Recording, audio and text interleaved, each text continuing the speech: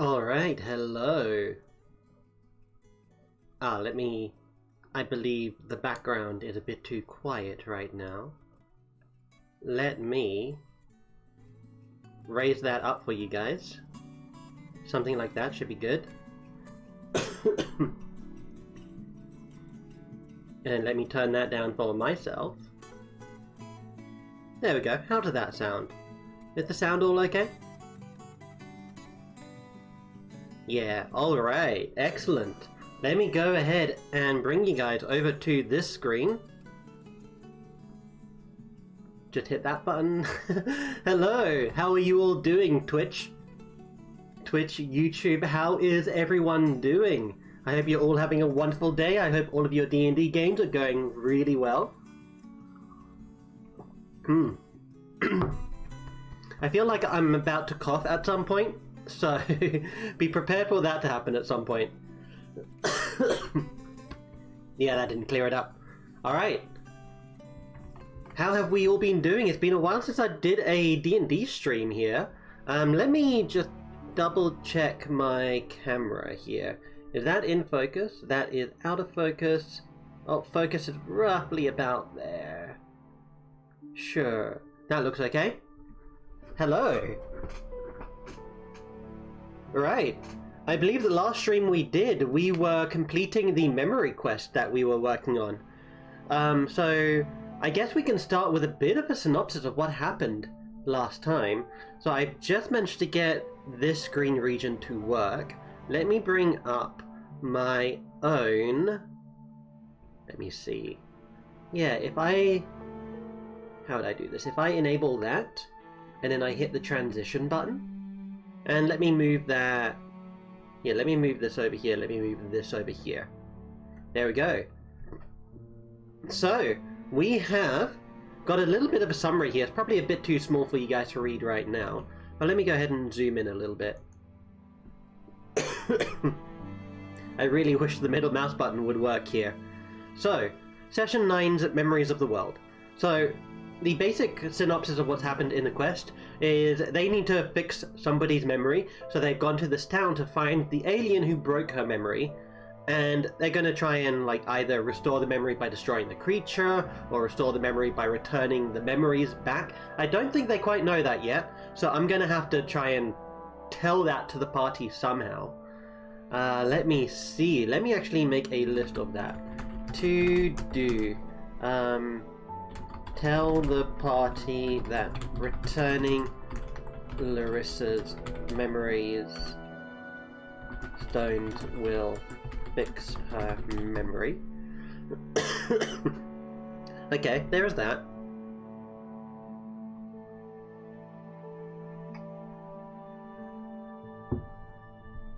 Let me do that a few times. So they've gone to this town of Cades, which we can show you over in this screen here. Town of Cades. Here we are. They've gone to the town of Cades and they have learnt that there is something over in the mountains towards the east of here, where they went and they found the memory cave, which is this big map over here. So they've gone through basically this dungeon, although when I say dungeon, it really is just a cave.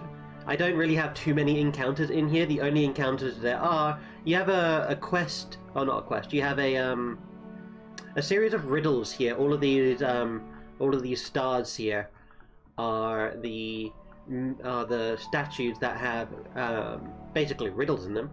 So they went there, they figured that out, and they found a secret access through this wall, which then took them into this area where they encountered a Medusa.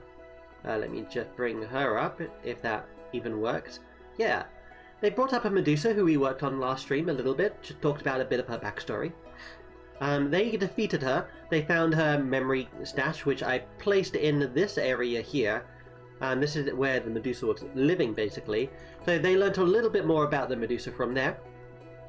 And then the last session that we had before the one that we had last week, they ended right here just as they opened up this room. So if we go here, we can see a few things. There are a few X's on the walls. So these are the memory stones that contain the important memories, the memories of Larissa Valvaris, and the memories of those who have been kidnapped by the, just by the Zion, and subsequently turned to stone. They don't know that those people actually are over here, however.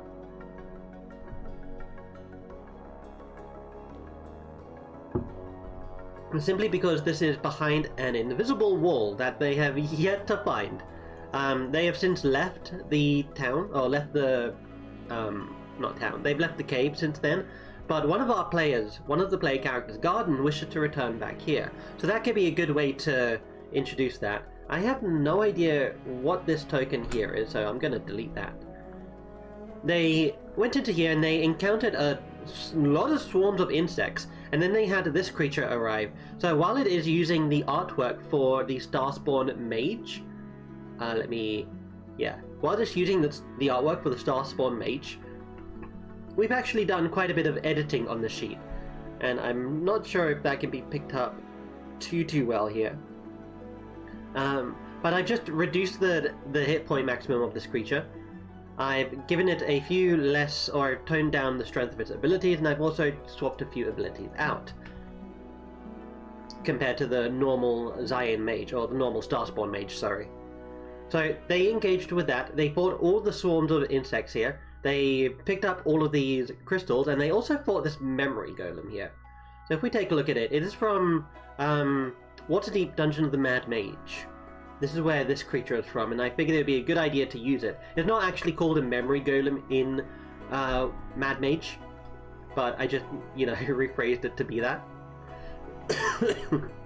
So they destroyed the Zion apparition here, which is sort of like a partial manifestation of the alien that stole the memories of Larissa, the NPC that they want to restore the memories of, right? So they then came out back through the main entrance here, and they found out that all the plants and all the leaves had died. So they're kind of coming to the conclusion that this Zion, this alien, is bringing back, or is keeping the nature in the area alive. And if you were to kill an apparition, then that would destroy nature in a wide area around you. So it's making this slightly less of a problem that can be solved through your character sheets, and slightly more of a problem that can only be solved by roleplay. They have since then returned back to the town of Cades, over here, and as they were walking through, they had some of the trees lean almost ominously into them, towards them, kind of trying to fill a more hostile, naturalistic vibe for the town compared to the first time they've been through here. They got shot at with a blunt-tipped arrow as well. So in this setting, one of the ways that people send messages is through seeking bows and seeking arrows. They are not really able to deal damage because the tips of them are blunted, and they are guided by magical, force that prevents them from actually inflicting severe harm. Our monk, which is this one right here, caught the arrow and opened up the scroll, and opened up the attached scroll to see what it did. But the problem is, with that, let me double check my music here. Looks like this playlist is having trouble playing Leaf Hollow. What about Liquid Truth? There we go. But the thing that I'm not quite sure they're familiar with, or that they quite know, is that, so the monk's name is Lotus. Lotus had a entity trying to affect him somehow mentally. That's basically derived from his first attempt at reading a scroll that contained dark, mystic, and honestly forgotten magic. What it is a creator entity of the lower planes in my setting, who is trying to take advantage of Lotus. This creator entity goes around the other... So, how would I phrase this? So each of the upper, lower, and inner planes all have spirits to them. There are 3 spirits who govern the certain aspects of the realm, right? Of the land that they've created. So the one that's affecting Lotus right now is a spirit of knowledge, and his whole shtick is he goes around to the other spirits' domains and converts their creations into one of his own. He basically steals people's creations, and he is the only known entity who is actually able to do that. Otherwise, the spirits can't really interact too much with the creations of the other spirits. But he is the only one who is able to do this. Can't do it on any major scale, and he more so loves doing it just to cause mayhem and havoc, honestly. And to keep the other spirits afraid of him, more so. But Lotus came into contact with this being. It's affecting his ability to read scrolls. So what he did is, whenever he reads a scroll or a piece of text, I have him roll a wisdom or charisma check, I can't remember which one at the current moment. And if he fails, he has to throw the scroll away. But if he succeeds, he can read the scroll, except what he doesn't quite know is that he doesn't read what's actually on the scroll. He reads something that the spirit wants him to read, basically. So when he opened up the scroll that was shot towards him, shot towards the party, he grabbed onto the scroll. When he read it, it had a threat on it to him. And from that point on, I'm pretty sure he thinks that it was just a threat sent by the alien here, who is at this point known to be inhabiting this town, basically. So he thinks it was a arrow sent towards one of them by the Zion. But no. So right now they don't currently know what is actually in this scroll, since nobody else has even thought to look on it. Even thought to look upon it. What is actually on the scroll is a message from one of the people that the Zion has basically assimilated and is masquerading as, basically for a parlay. But they're not going to be able to get that now anymore. They then went into the Hearty Hiker Tavern. They had an altercation with the barkeep about, so Dune here, who is our local orc barbarian, she had the brilliant idea of going out into the garden and smashing any bugs that she sees. Which, I don't know about you, but I don't really think that is going to get too far whatsoever, honestly. If the bugs are inhabiting the soil, I really don't think that a giant hammer can do much against that. Right? But nonetheless, she goes out into the back garden, she starts kicking up some dirt. Honest to goodness, she starts kicking up some dirt. She starts to, swing her hammer and crush, any bugs that she sees. Highly, highly, highly ineffectual. You're not going to resolve this through a direct conflict, which is something we're going to bring up as well a bit later, is that I need to find a way to give the players an effective way to challenge this. Because right now I feel like that's one of the main problems that I'm facing, is I'm not sure exactly how the players can challenge this, right?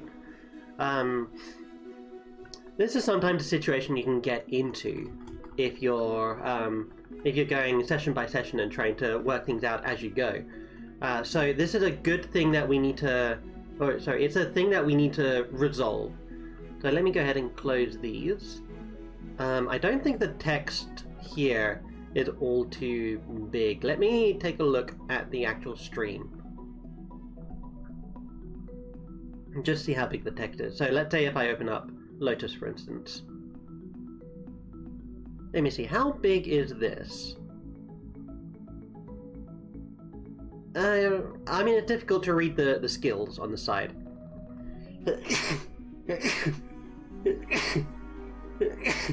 Oh, excuse me. Yeah, it's a bit difficult to read the text on the side. You can probably see it if you squint. What resolution am I looking at this at? 720? Oh yeah, apparently I'm only streaming in 720. I'll need to figure out a way around that as well at some point. But anyway.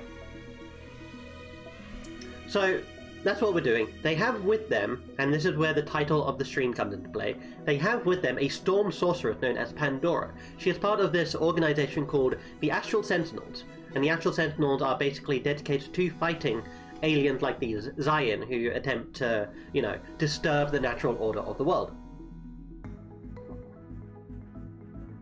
Pandora wants to come by and clean up shop, basically, because a few months back she killed the Zion before, but apparently it escaped, so she wants to come back and make sure the job is done again.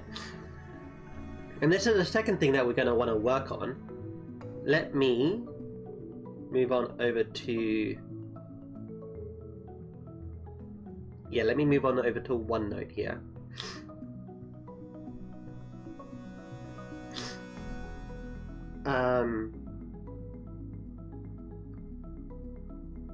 Yeah, this is one of the things that I want to work on, because I'm not quite sure currently exactly how Pandora is going to react to what the party is essentially doing. So the next game that we're going to do is going to lead up to a discussion with this Zion, this alien creature that's taken over this town, right? Oops, there we go. The alien creature that's taking over this town. And we had a little bit of roleplay about that, and I ultimately didn't like how the roleplay went, how I portrayed the town, how I portrayed the enemy, and how I portrayed Pandora here.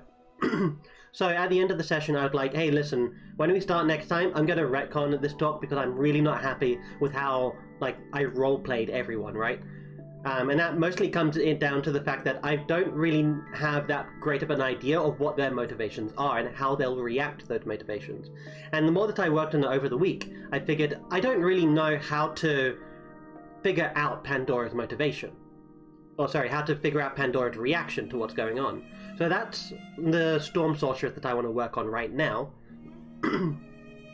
But also I want to try and work a little bit on the Zion itself, the motivations of the Zion. So, we are going to head back to... Excuse me. I do have water with me. The water's not really helping my throat, honestly. But here we go. So we're going to go back to here. So let me see. Party cleared out the cave. Return to town where Dune starts attacking the ground ineffectively and burning any mounds. They believe any number of people in town could be assimilated. So that's another thing. The party don't quite know the extent of this alien's influence over the town.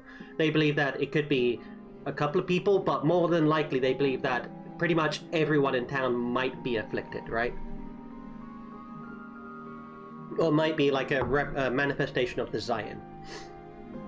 Which, if they thought a little bit harder, or if they thought a little bit more about it, they might come to realize that a quest giver in town asked them to go and find their son, who was missing.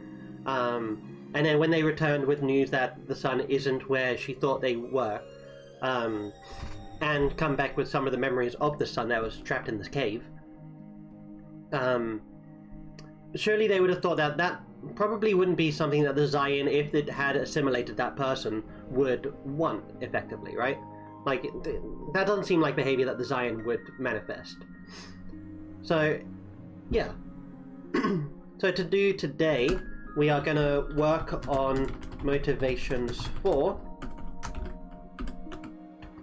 Pandora and the Zion.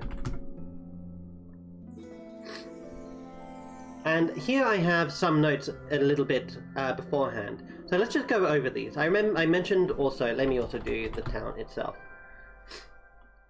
Also I need to work on clarifying a few things. So what do I need to clarify? I need to clarify how much of the town has been assimilated.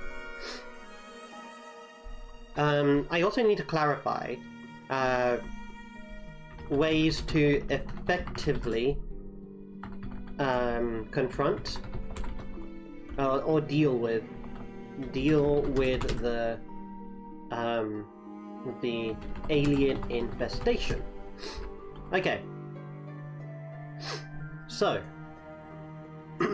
I believe there were clues. So, for instance, a few sessions ago, they used locate creatures to try and find this alien creature that they're looking for.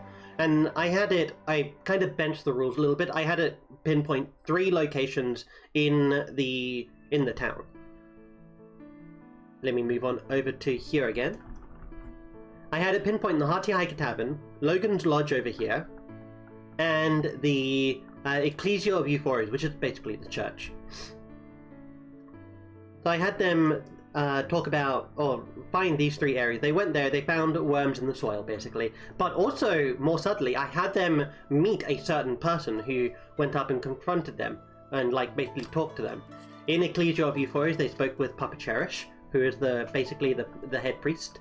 In Logan's Lodge, I had them speak with Logan himself, and in the Hearty Hiker Tavern, there is a foreign adventurer whose name I always forget. Let me see if I can quickly find it.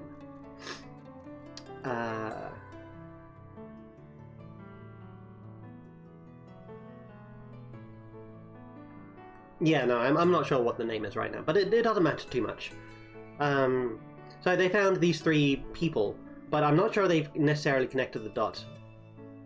Remember... Hold on, I'm taking a look at my OneNote here, so I'll show you guys what I'm doing. So I'm just going to take a quick read through some of these notes that I've made here. Portraying the Zion. The Zion wants to hide itself. It won't enter a confrontation unless it knows its survival is guaranteed. So...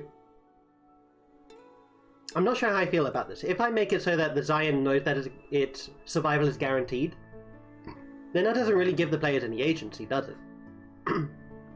Because they're here to kill the Zion. If the Zion will only speak to them if the safety of the Zion is guaranteed, and then Zion goes up and speaks to them, hence meaning that its survival is guaranteed already, then the players don't have any agency right now. So I want them to be perfectly clear on what's happening. But in order to do that, I need to know what's going to happen. Oh, sorry, not what's going to happen, what can happen. So, clarify how much of the town has been simulated, ways to effectively deal with the alien infestation, and what else? What else are we going to be looking for here? I think we should just work on these 2 right now. So here, let's do a new page. Let me see... Yeah, and then let me copy and paste these over. So copy and paste these over to here. Let me make this a quick sub-page. There we go. Alright, let's minimize this. Let's enhance... Where is the scroll bar? I really wish the middle mouse button worked on OneNote. I really do. But okay. Here we go. So, work on motivations for Pandora. So, what do we know about Pandora? So, we have an entry here about Pandora. So let's go Pandora. Here's all the information we have on Pandora. So, TLDR, she is a traumatized girl who was granted storm powers after being kidnapped by aliens to return home. Trying to return home. So she had... let's see. She had memory problems, trouble concentrating for long periods of time. Okay, I forgot about that, honestly. Thank you, Pass Me, for writing that down.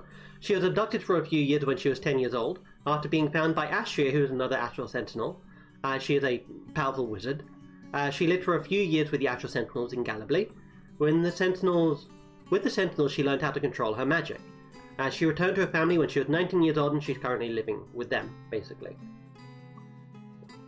So what really drives her? So what is Pandora's driving motivation? So let's do Pandora's driving motivation. So we have one thing that comes to my mind right now, and that is her current motivation is to eliminate the Zion who would harm the vulnerable. There we go. So she has a, morally good motivation right here. Let me reduce that. So she has a morally good motivation. So she was harmed by the Zion. Oh, I can't freaking grab this scroll bar here. There we go. She was harmed by the Zion, basically had her childhood ripped away from her, and she basically just came back to the world when she was 19. And now everyone is afraid of her because she is just so freaking powerful.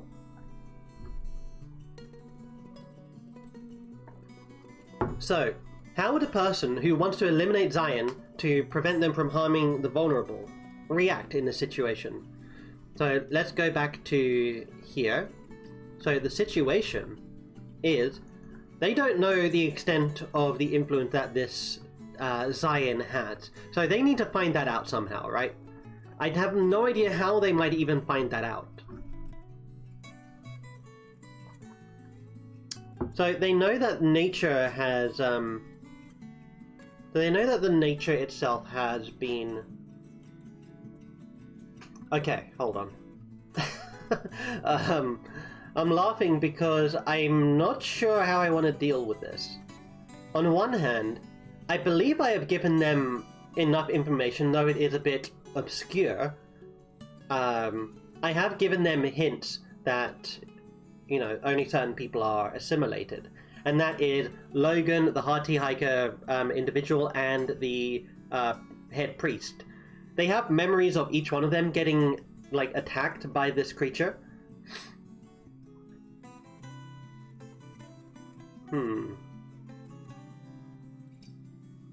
Yeah, I think we should clarify the memories here. So I'm going to go back to OneNote here. And then head to... Where is it? Session Notes 3 to do... Okay, so let's do... Infested Memories. Let me zoom in a little bit more. Here we go. So we have Infested Memories. So we have Papa Cherish, the head priest of Euphores. What is his memory? So, I don't think I want the memories to happen in town. I don't want any of them to happen in town. And these are the memories of when these people were basically captured and assimilated, right? So he would have had to have been out in the forest. What would he have been doing?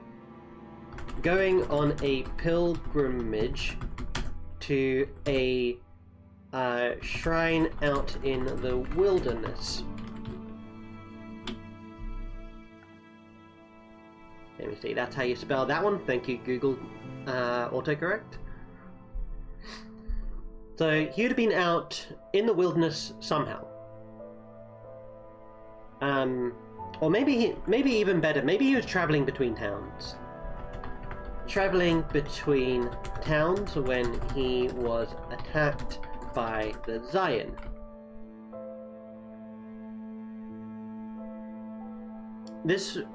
Where would this have happened? It would have had to have happened towards the east. But why would he be taking that eastern passage? So let's go ahead and show you the geography that we're working with. Where is it? Amaranthia map. Here we go. Let's show you the geography that we're dealing with here. So we're over here in the town of Cades. Probably can't quite see that, but this is the town that we're at, where this flag nearly is. In order for him to come in from the eastern passage of Cades, he would have had to have gone at this side of the river, gone down here, and then crossed into the mountain. Maybe he was visiting some... Actually, yeah, I think maybe he was visiting some soldiers. So this entire, like, border region is basically, you know, contested. It's like a military zone. He was traveling from a... How would I say this? From a soldier's...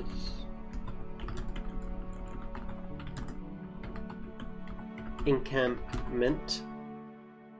Traveling from a soldier's encampment when he was attacked by the Zion. So, the soldiers in this area of the world are called the Gendarme. So traveling from a Gendarme encampment when he was attacked by the Zion. Traveling west into Cades. Here we go. So what would have happened? His carriage would have been destroyed.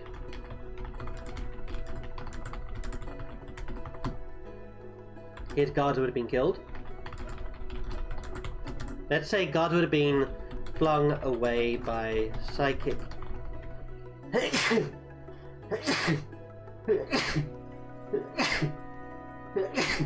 No, excuse me. Guards would have been flung away by psychic force.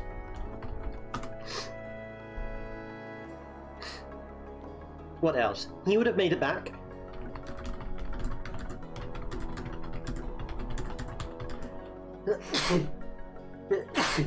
Oh, excuse me. I don't know why I'm snibbling so much, why I'm sneezing so much. Let's say he would have made it back alone. He would have made it back alone. He would have been the only survivor, basically.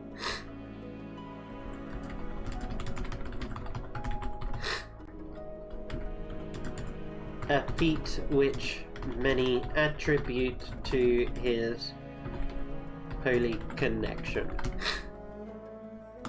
There you go. Basically the gods saved him from death because he's the head priest. Alright, so we have that one.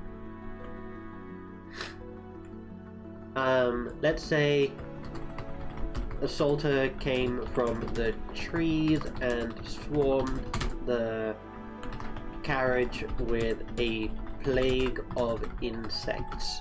Let's say like a plague of insects. Like a plague of insects. There we go.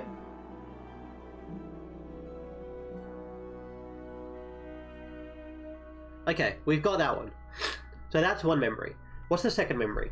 So the second memory is going to be of the Gleblian soldier. So, what was the Gleblian soldier doing?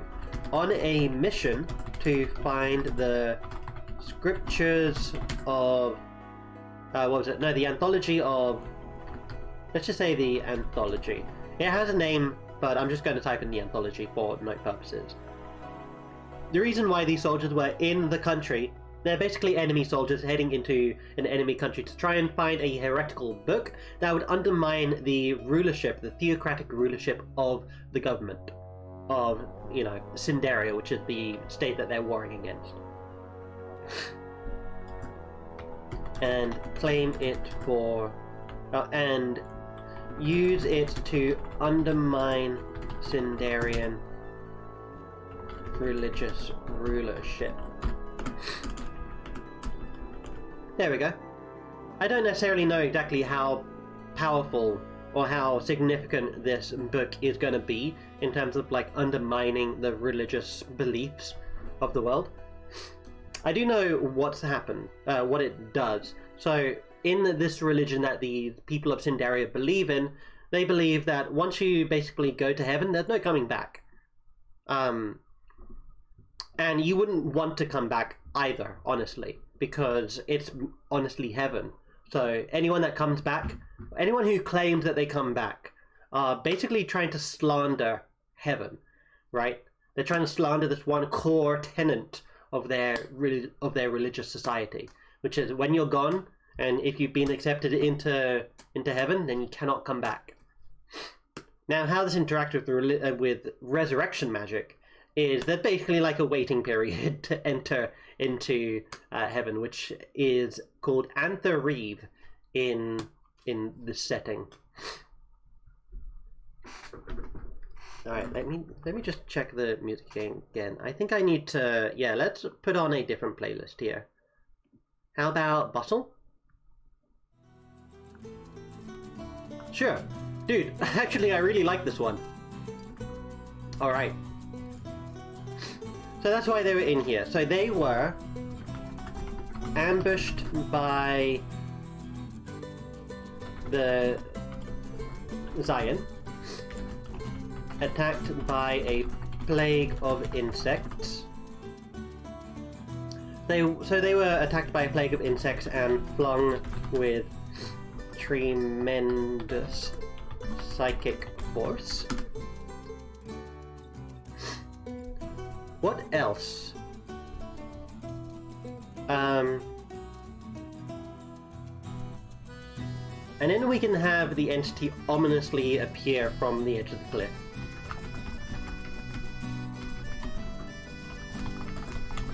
Ominously levitates. So the entity ominously levitates from beneath the cliff side road. There we go. Okay. Are you really trying to get me to... Is there a British spelling to survivor? I can't remember. Alright, so we have those. We have those memories. He would have been the only survivor, a feature which many would attribute to his holy connections. So here, this one with the priest, that isn't actually a part of the memory itself.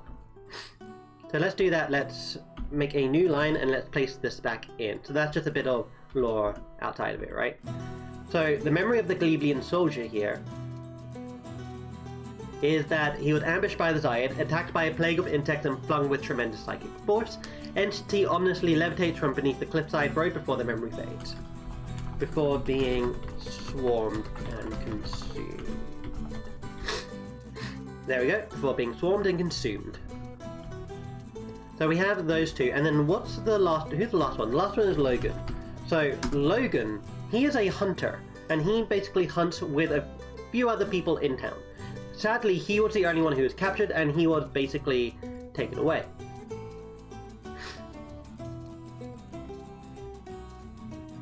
Actually, this would be a good time to point out, or to hint towards the fact that these characters are still inside the cave before being formed and dragged toward a cave. The soldier came from the trees and swarmed the carriage like a plague of insects, who carried Papa Cherish to a dark underground, to a crystalline cave.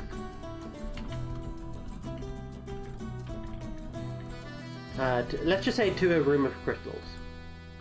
To a room full of crystals. Now let's just say a crystal room.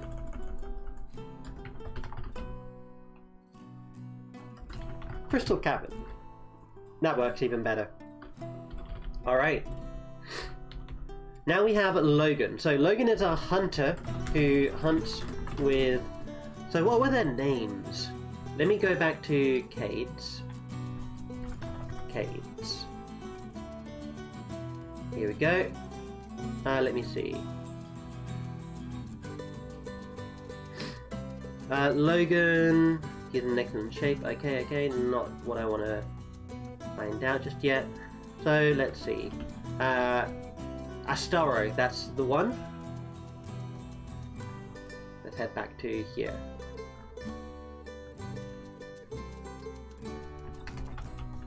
Astaro, the owner of the butchers, and Achman, the farmhand son of the Riveri family. Alright.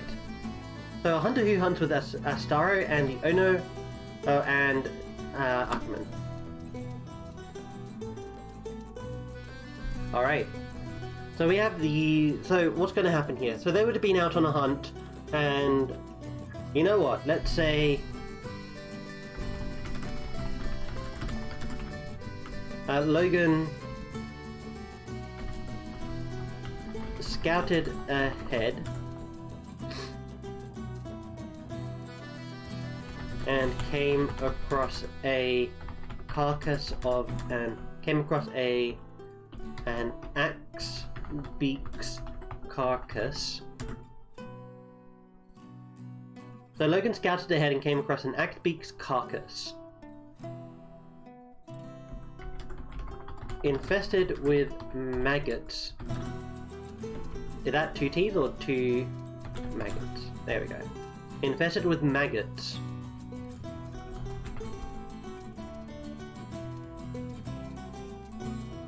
Before turning and encountering a humanoid mass of insects. There we go. In encountering a humanoid mass of insects between the tree trunks. Okay, and then what would be the second memory? will be the second part of this. Logan was consumed by a wave of insects crawling over him,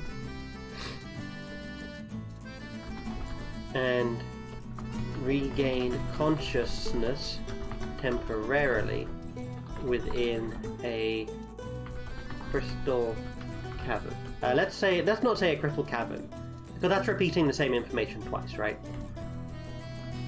And regain consciousness temporarily. Consciousness temporarily what?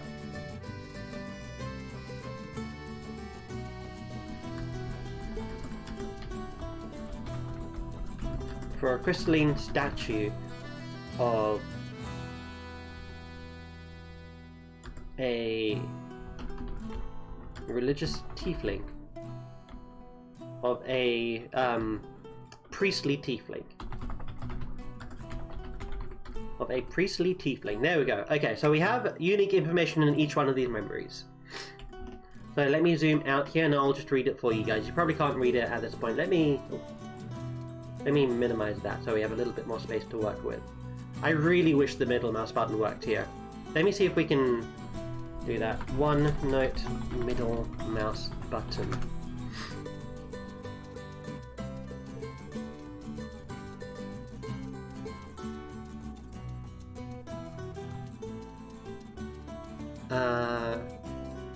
Oh, okay. I'm just doing a bit of troubleshooting on the side here.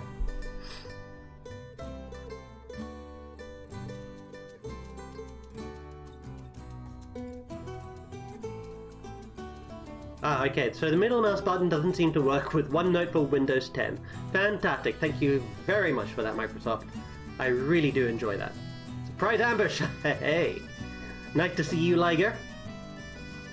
We are just doing a bit of, what is it? Just a bit of, like, fleshing out of some things that I believe I missed in planning last week. You are up super early, my friend. Good morning to you.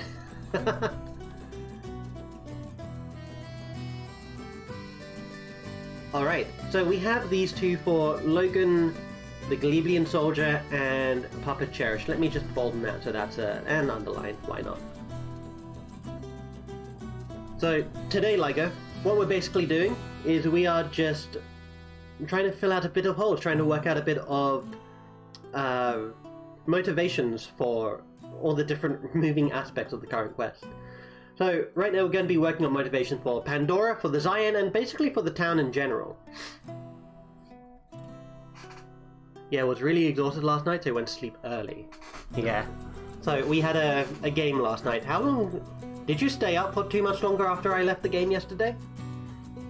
We did a bit of Tomb of Annihilation yesterday, so it was really good to get back into that. We've been on a several week hiatus, and it was just great how quickly we all got back into it, honestly. It's like a really short refresher session, and then we were just into it immediately. I think it helped that one of our player characters basically went off on his own for a little bit and then eventually rejoined, so the DM was doing basically a one-shot, or like a side thing for him before the game started for us all proper.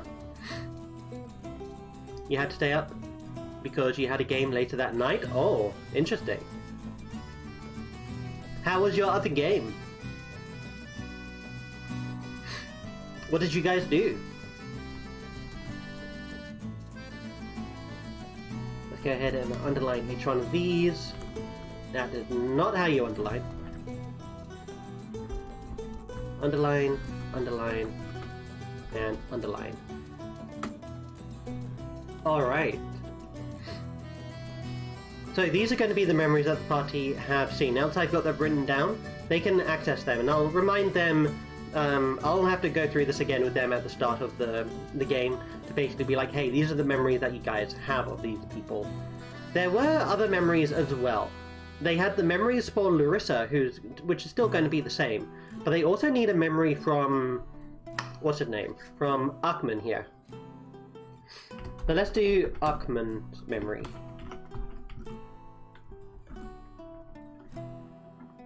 So what happened with Achman?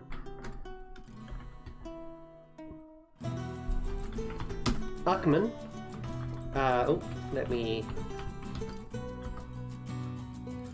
So let's see. Oh, let me zoom on in here. I know that this part of the page is currently covered by chat. Here we go. There we go. Let me see what I actually have for Uckman right now. We're trying Zion. Should be up here one.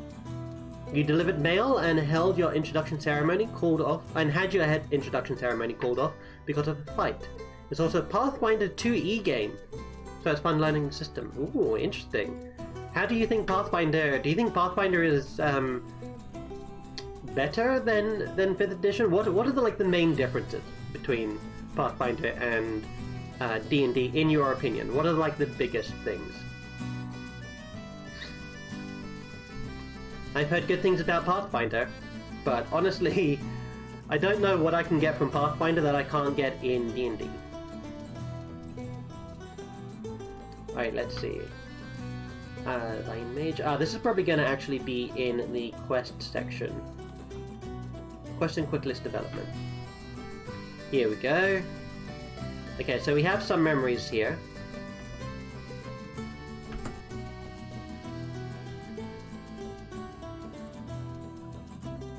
Let me minimize this side. So we have Cherish being taken over in a church by his iron bug. Yeah, we need to change that. So this one is now changed. So I'm just going to do this and do... How do you do a strike through? Like that. There we go. Larissa's cohort waking up and being confronted by the Zion. We can cross that one out as well. Logan, and we have Uckman. Uckman being thrown into a cave with an already petrified Logan and Cherish. Too much for you to remember. Fair enough. Alright, so we have some memories here. Let's go back to our session area. Uckman left home one evening on his own, saying he is going out hunting with Astaro, and with Astaro. He never returned. In the wilderness, he came upon the same dead creature, the same dead axe beak as Logan, and was summarily attacked. He woke up in a cave. He woke up to see his body slowly turning into crystal. Tieflings have dark vision, right? So he wouldn't see a dark room. He wouldn't be completely blinded in here. He just woke up to see his body slowly turning into crystal. What else could we add here?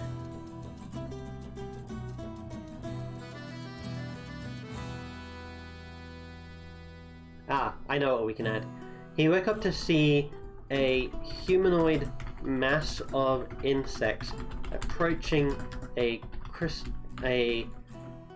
humanoid-shaped crystal structure, and withdrawing.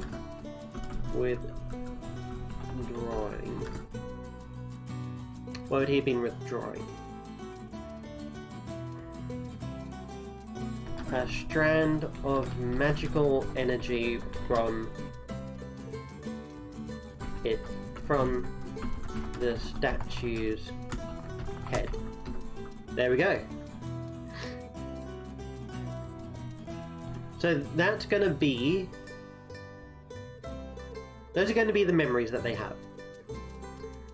I'm going to go and double check to see if there were any other memories that we needed to take care of. We should go into Quest, Quick List and Development. Zoom out. Here we go. So we have some info about the Zion and their beliefs. So Zion belief cooperation between aliens can work, have to accept that the bad with the good. Partial manifestation of the Zion in the cave. When the Zion is killed, have the greenery in the cave wilt and die. Implication, kill the Zion, destroy the crops. So the party are actually perfectly fine with this, apparently. I I feel like if the Zion was truly threatened, it would absolutely use... Oh. If the Zion were truly threatened, it would absolutely use the village as cover, basically. Now, this brings me now onto what Pandora thinks about all this. So let's return to our notes on Pandora. Pandora.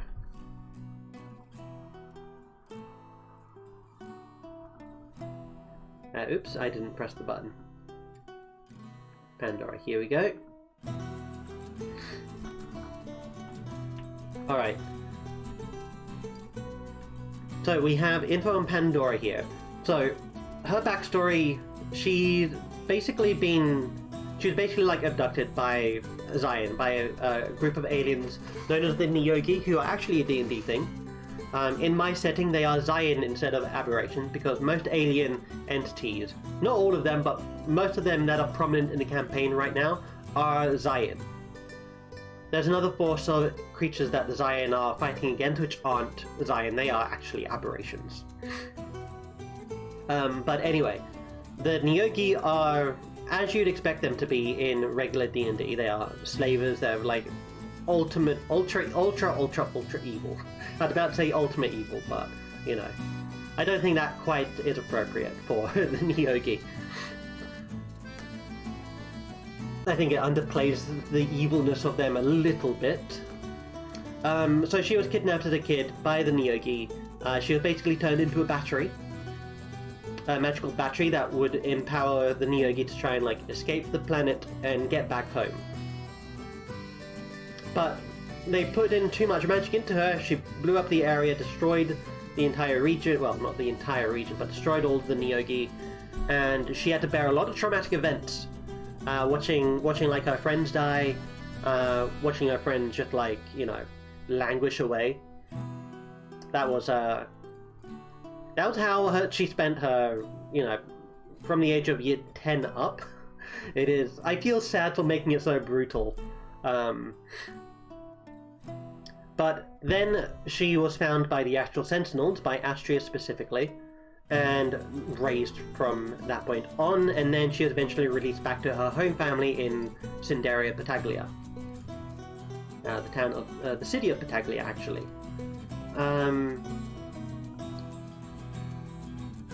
Yeah, so...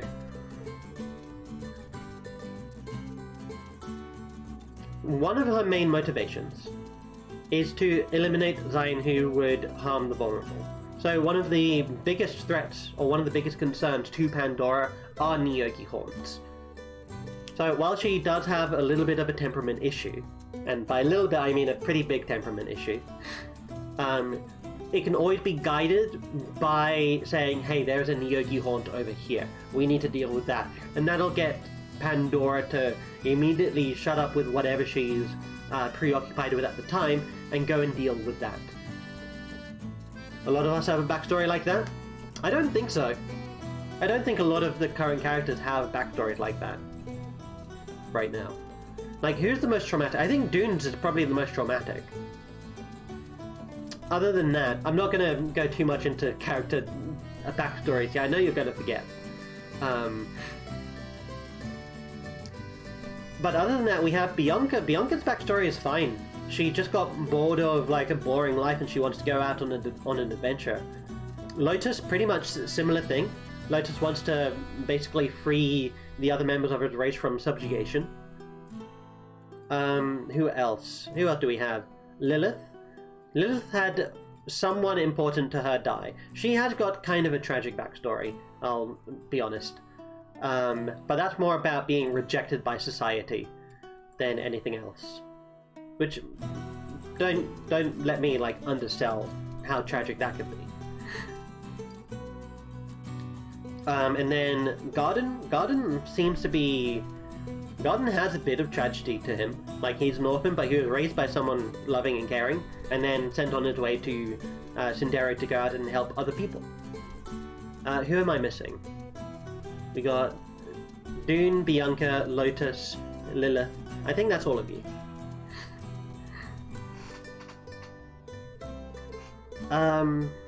But yeah, no, I do know what you mean. It is a common thing to do with character backstories. So, trying to figure out how she will react in this case. So, what's the current situation? Let me minimize this so we can head back to this map here. Try and get a little bit of inspiration. So, Cinderia is the land of the virtuous. This is sort of like the big theme that like entangles everything within Cinderia. Whenever I think of stuff for Cinderia itself. So themes for Cinderia will be religion. Actually, let me check what the themes for Cinderia will be. What they are, sorry. So if I go here to regions, let's go to... yeah. We're going to return back to our OneNote here. So this is my DM's copy of the map. It looks like scribbled, basically. Over here we have Cinderia. I'm not sure if you can read that right now. It is... the themes for Cinderia are immortality and religion. Don't worry about this yellow spot, that's just me marking roughly where the capital cities are. Immortality and organized religion. And then let's go down here to this table. Oh, come on. I really wish the middle mouse button worked. So we have Tiefling Cinderius, based on the Swedish for Sin, an area for large populace, Magnus Deus Tyrannus. Government is theology, Latin pride is the etymology of superbia, deeply religious.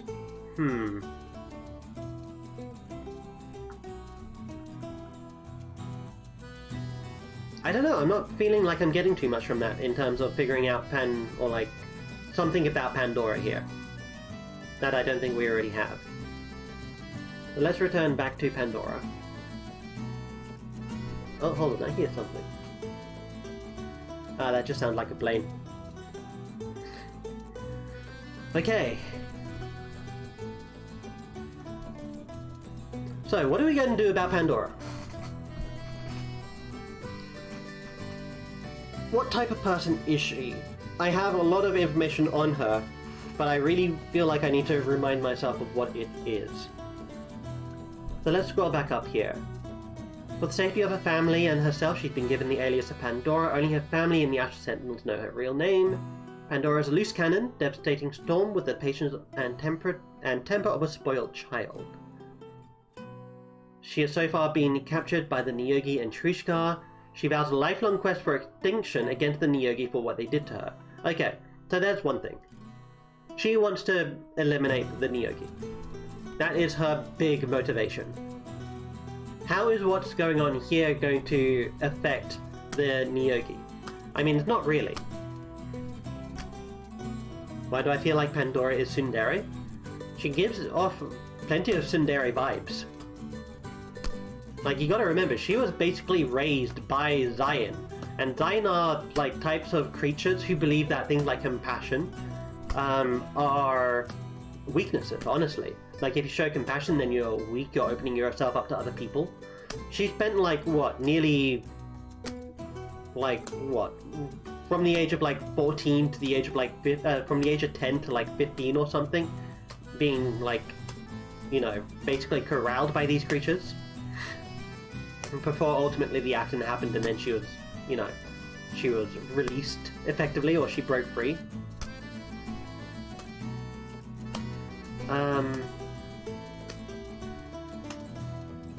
So yeah, that's probably why she has quite a bit of tsundere vibes.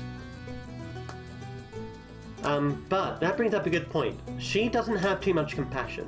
So that means that she doesn't, or that would imply that she doesn't really care too much about the lives of the other people, if it means defeating this alien threat, right? However, she did spend time being raised by the Astral Sentinels, who would have taught her good morals, right?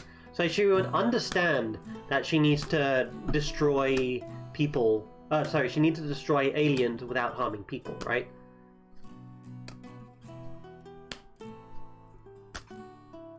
So while her initial inkling, her initial emotions might like send her towards an idea of just obliterating the area, like that's probably something she's always going to be struggling with. She does know better than to just like blow up the entire area, right? Okay. So in that case, what that tells me is... So let's go work on motivation for Pandora here. Oh, so let's zoom on in. So Pandora...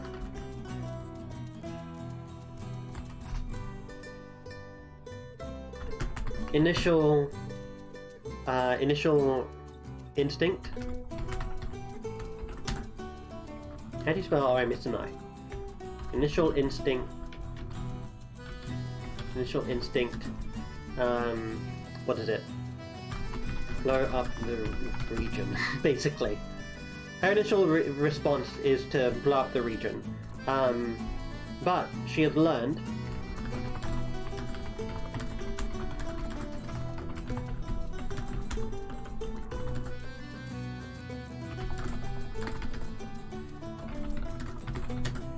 she needs to think about the innocents. And this appeals to her precisely because she watched as many of her friends, while she was captive, you know, basically be tortured and killed. And experimented on. So she doesn't want any of that. She might think that some of the people here have been experimented on. Or being kept somehow. Would be concerned about what happened to Papa Cherish, Logan, and the Galiblian soldier. There we go.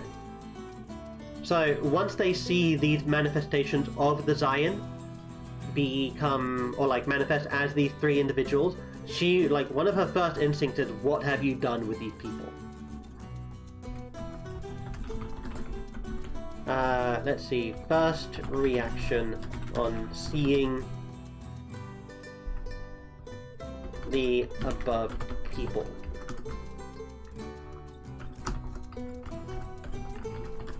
What have you done to these people? Yeah. And if the Zion deigns to tell them what happened to the people, which honestly probably will be, because this information needs to be released somehow, then Pandora would have no like sympathy towards this creature and just blow him up immediately. Honestly, she might think, yeah, she believes the area can grow back and be restored. Let me see. This might be an Atlas thing. Atlas might be able to restore this area to its former glory, basically. So when the Zion dies in an area, it kills all the foliage around. It turns the dirt to ash. Like, it is that prominent.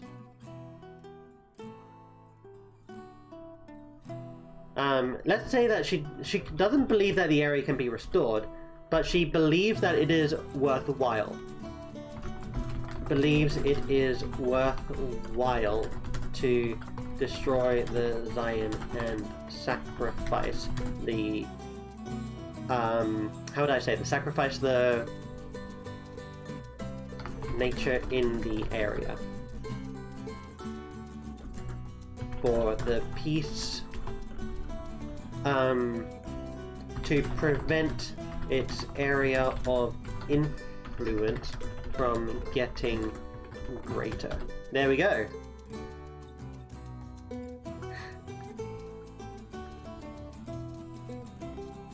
Area of influence. Here we go. Cool. So that's what she's going to be like.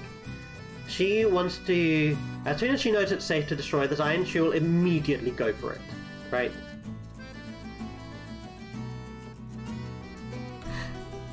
Alright, I think we've got Pandora relatively well sussed out. Now let's talk about the Zion itself. So the Zion's main motivator is to find its master. Wants to find its master. Dolls a glottal sen.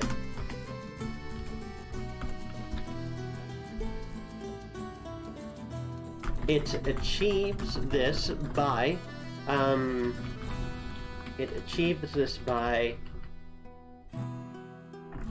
Hold on, have this song been repeating itself over and over again? I think it has. Let's move onwards.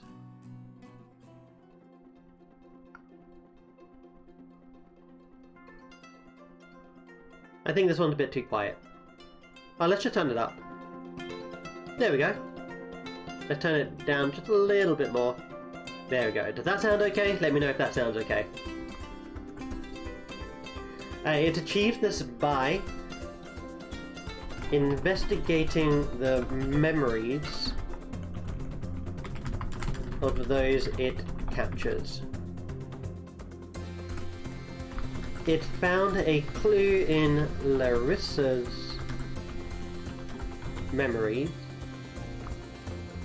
with the deathless. With the... Did I say the deathless? Wait, what's that guard's name? The deafened. That was it. With the deafened commander from Shrishkar. There we go. Yeah, it's fine. Fantastic. Thank you for that. Okay, so it has found this clue. Why has it not gone out to investigate the area yet? That is a good question. And that honestly might just be a plot hole. So now that it has this information, what is it going to do? Well, no, it's not a plot hole. It wants to try and, it's trying to find out any more information that it can. So it's still been here trying to put together the pieces.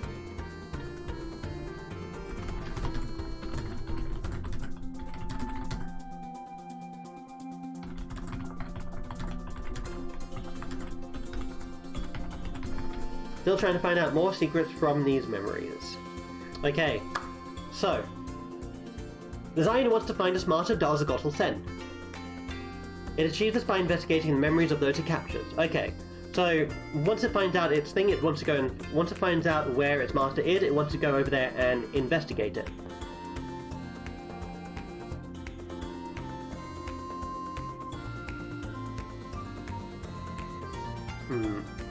I'm trying to think.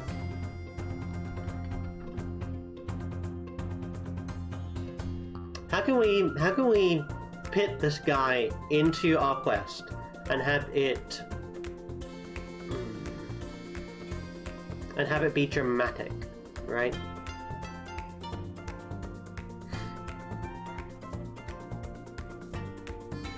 Okay, I had an idea.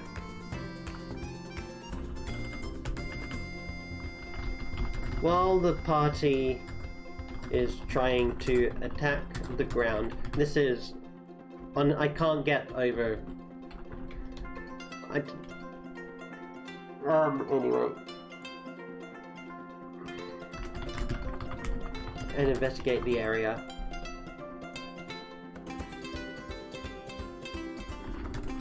The Zion will apparate part of itself and what am I thinking of? It'll apparate an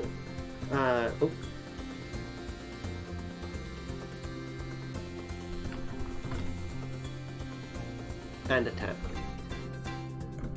Oh no, and try to drain the memory of someone. Let's make it Dune, because Dune is the one who's trying to be aggressive here. So we'll put Dune in the line of fire. Honestly, if anyone is to be in the line of fire in the party, it's going to be Dune.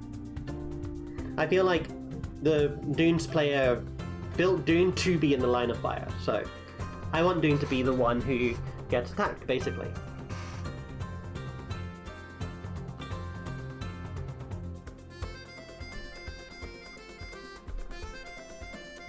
Okay, and how will this manifest? So I have this idea of, as Dune is trying to, you know, just destroy any bugs that she finds in the ground, some of the bugs are going to manifest themselves and basically just crawl up her and bite into her and try to take away her memory.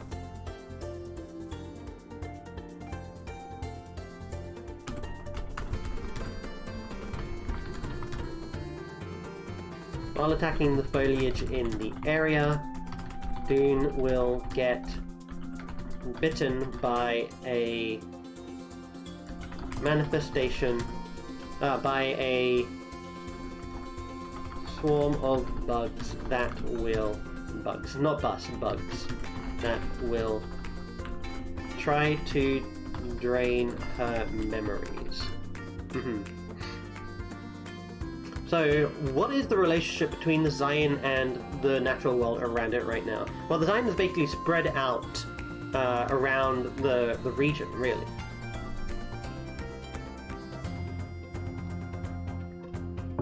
Why did it destroy the nature in the area around the cave and not around town if one of them died? Well, because there's 3 of them in town, right? I think that is appropriate. So in that case, they need to go around and find all 3 of them in order to kill... yeah. The party will need to go around and find all 3 Zion manifestations to remove the Zion's influence. And where are these areas going to be? Well, the party already knows that. There have been 3 areas that have been pointed out to them so far.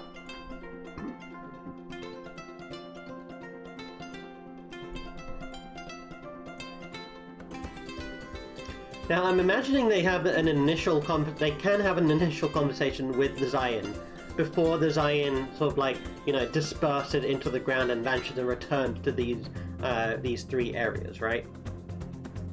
Why would they be in those areas though? That's a good question. Initially, the link between the Zion and these 3 individuals is that the Zion attacked these 3 individuals, really. But why would that imply that the Seat of Power, or like, that the Zion's manifestations can be found there? I mean, no, that's simple. That's simple, really, because the Zion doesn't want to draw attention to itself, so it still acts like, you know, the people who has drained the memories of. So, for instance, Puppet Cherish will be in the church, and so on and so forth.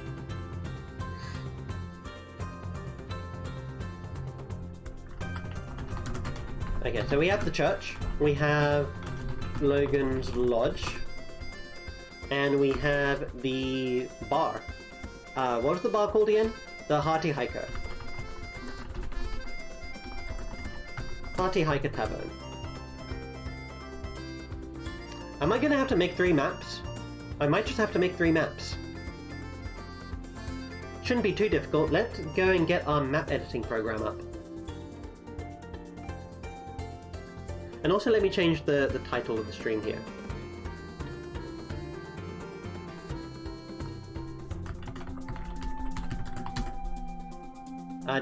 What are we doing here? We are developing a... What would be a good name for the title here?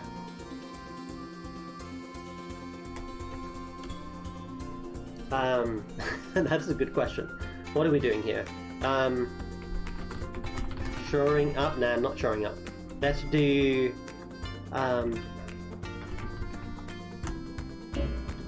bugs. Sure. Let's do bugs. Why not? And then let's do exclamation mark 84. Because that's one of the commands we have available to us. There we go. Cool. So let's go into DPS. And let me see if DPS is working okay on OBS.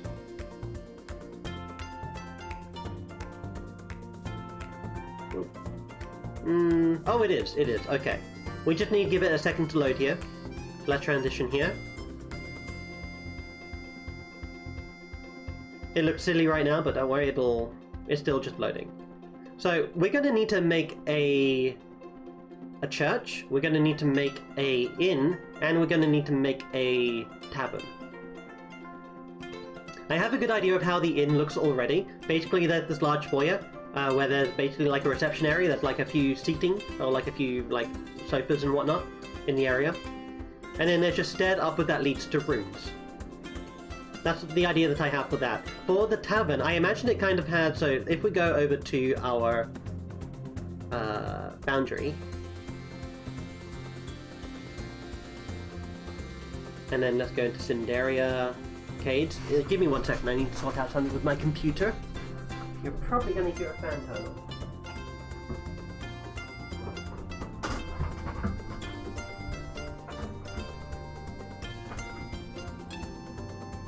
There we go.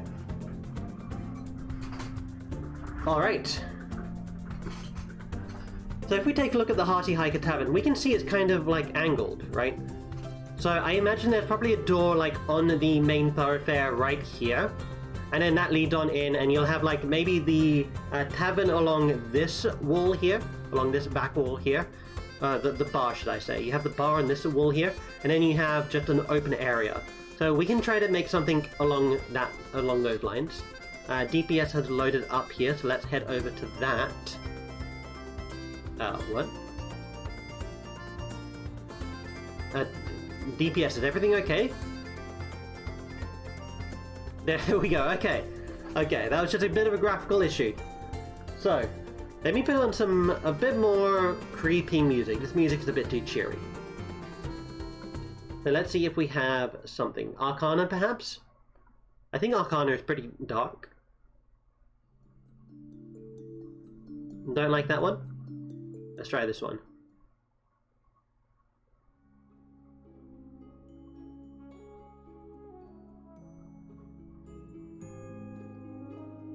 Yeah, this one sounds good. Let's go ahead and do that. Right, so we are building a tavern right now. So let's go ahead and build the tavern. I'm going to move my... You know, actually I'm just going to take a quick print screen of this. Okay, here we go. Do that, get this screenshot open in another window. Excuse me.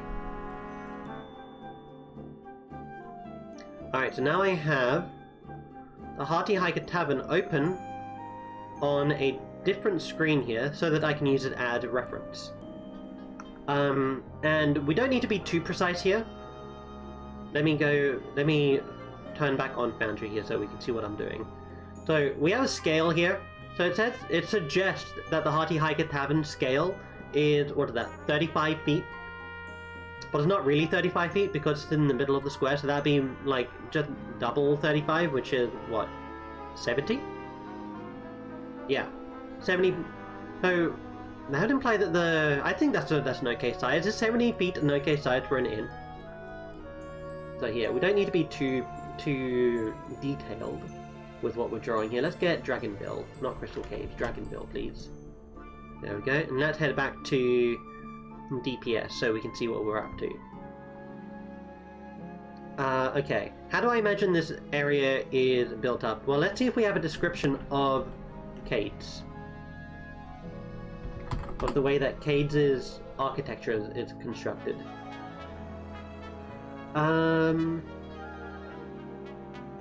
So Logan's Lodge Inn is a wood log inn with a very rustic log cabin vibe.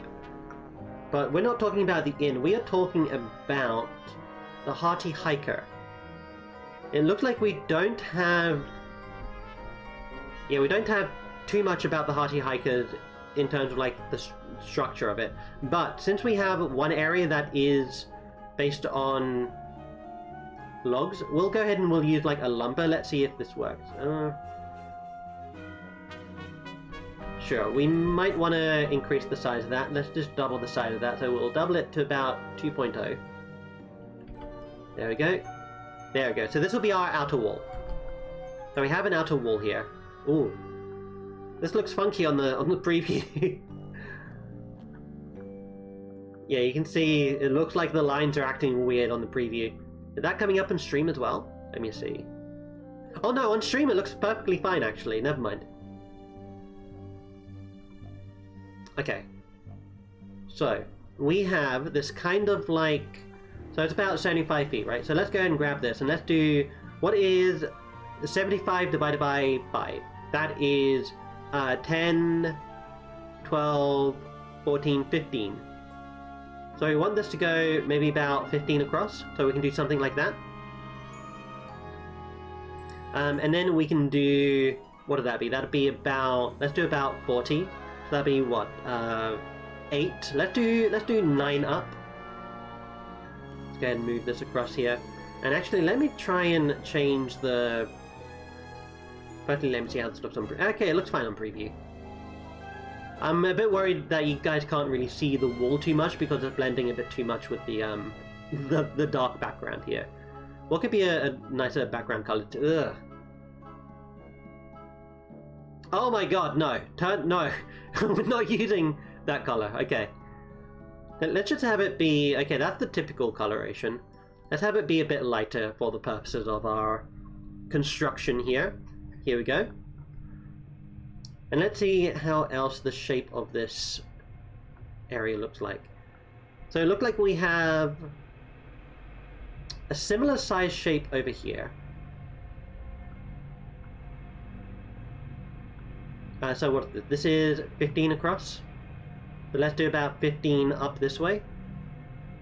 And then we can connect the rest of it like so. So this is going to be the shape of our tavern here. Of the Hearty Hiker Tavern. Let's group. Let me change the music again. Don't quite like how this one sounds. What is this one? Nakas Karth? Yeah, no. Let's move on. I'm gonna take a second here to check the music. Oh, maybe we can do piano? Sure, let's try the piano playlist.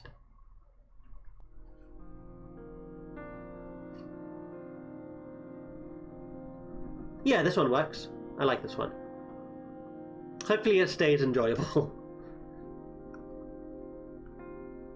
Alright, so we have a wood log type of cabin. Let's fill all of these in with this. So what do we prefer? Do we prefer this texture? Do we prefer this texture? I don't think it matters too much. We also have this texture. I don't like that one. Let's go with this one. Alright, and now we need floor.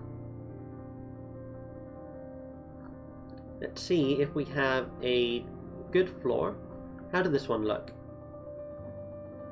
Let's just fill this in. Move it to the bottom.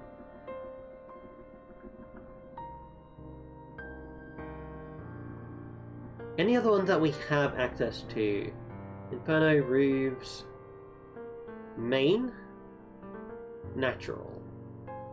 Let's type in log. No? Log's not coming. Oh, I need to select this. Here we go. Log. What?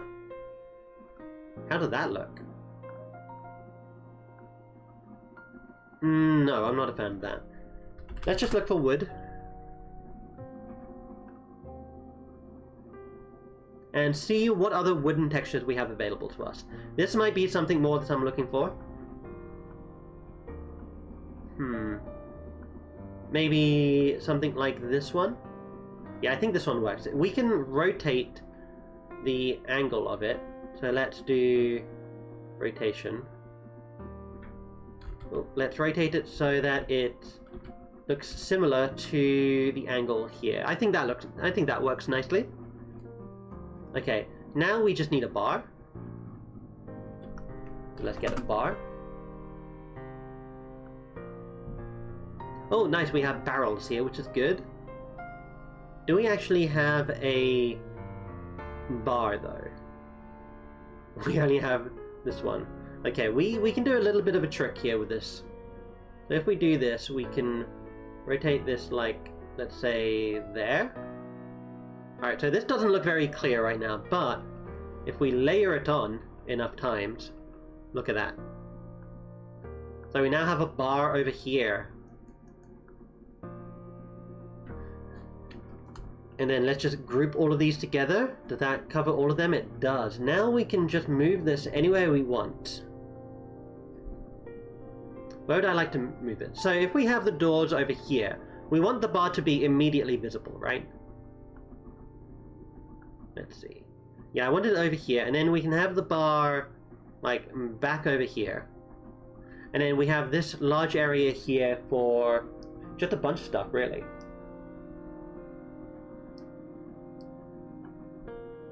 Alright, let's get ourselves some barrels in here, because no bar is complete without barrels. Here you go, let's get something like this. Yeah, this looks good. So we'll just pile it up over here in this little corner. Doop, doop, doop. Let's get a random angle on this, just to have it get a bit of variance.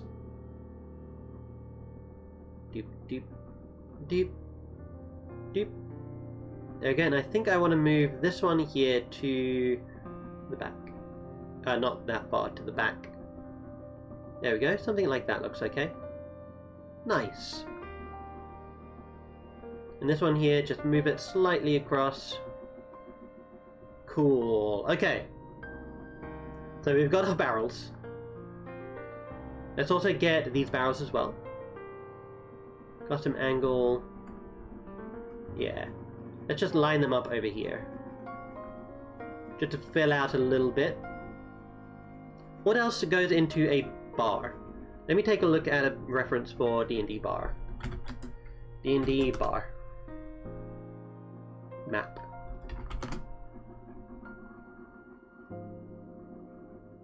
Okay, so we have...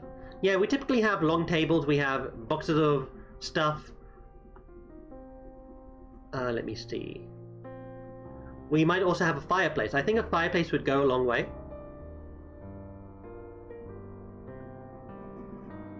So let's look up fireplace. Give it a second to load.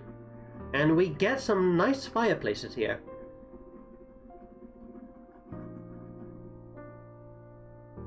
We're gonna want to do something like this. There we go. I think that looks really nice. If we just plop that down there. I don't know, is this bar a bit too big? Do you think this bar's a bit too big? I think it's okay. If we put like another room over here or something, we can make this work. I am using a reference image here. And I'm still trying to find a reference image. Site cannot be reached. Thank you. That reminds me. If you guys ever use Pinterest for your, like, looking for artwork, I hear that it's not that great. I mean, it's great for, like, finding a variety of different things. But the main downside of it is it doesn't really give you, ooh, this one looks really nice. Yeah, let me show you this one. Actually, I might not be able to show you it because it might be copyrighted.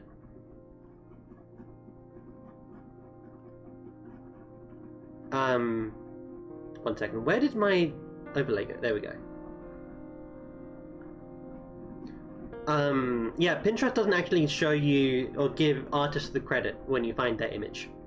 So I found something here. So let's go table now. It looked like it has a bar. It looked like it also has a stage, and it has an area where you have those, you know, sort of like corner tables that are like kind of secluded off. Ooh, check that out.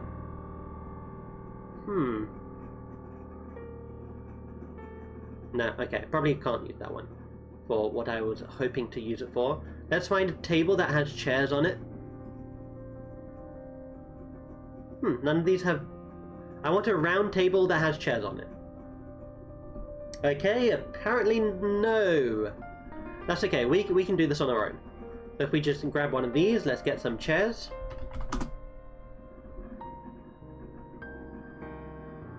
Yep, so maybe something like this. Let's go and get random angle.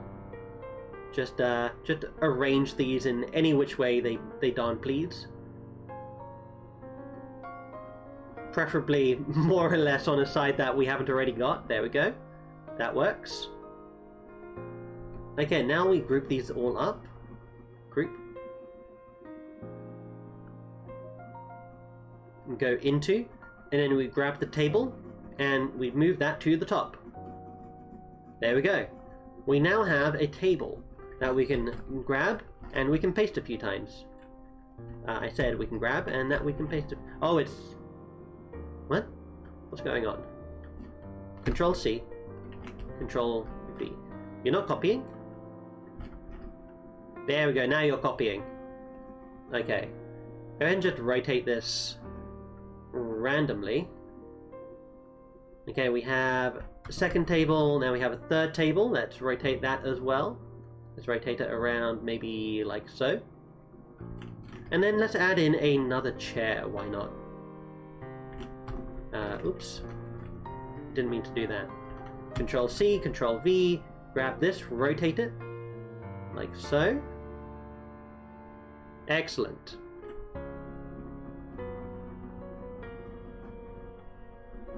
Okay, now we just need to repeat that a couple more times.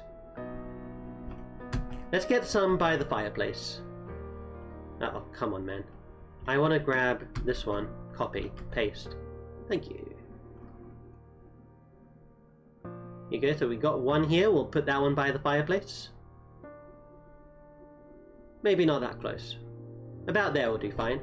Copy once more, paste over here, and then let's just do one of those. There we go, I think that looks really nice. And then up here we can put a door out into the back garden. And then down here we can put a door out into... Back there we can put a door out into the street. I'm going to try and get all the chairs as close as I can into an actual square. There we go, I think that works. What do we do for decoration? Well, we definitely need lights. So what kind of lighting do we have in a log cabin? Log cabin.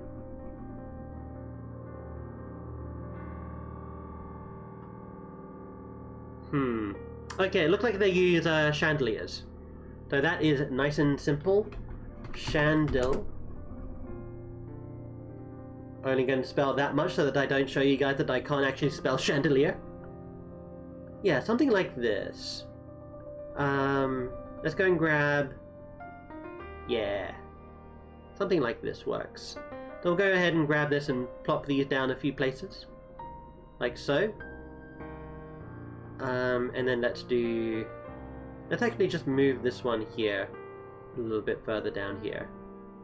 Then this one can go perhaps about here. And then let's move them to the top just to save some time. Control C, Control V, and then we'll plop this one right about here. Sure, I think that works. Okay, what else are we missing in this reference here? Having a quick look. So in the reference they do have a stage.